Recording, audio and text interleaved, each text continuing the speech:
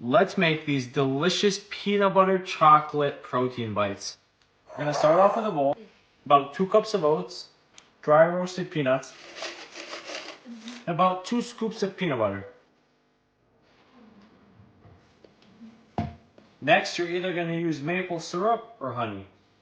I prefer maple syrup. Another really high protein ingredient is sesame seeds. Just to sprinkle some in there. You can go in there with some chocolate chips, just a little bit to keep it nice and sweet. Now we mix.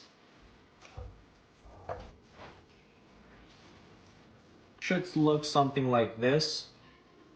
A nice doughy type of consistency. Next, in a nice container like this. Just gonna smush it, make sure it's nice and flat. Next, this is optional, but you can put some Nutella in there. Yeah. Then I'm gonna go ahead and sprinkle some more sesame seeds on top, just for decoration. It should look something like that. Then you're gonna put this in the freezer for an hour to 2 hours, and we'll see you when it's done. Let's try them.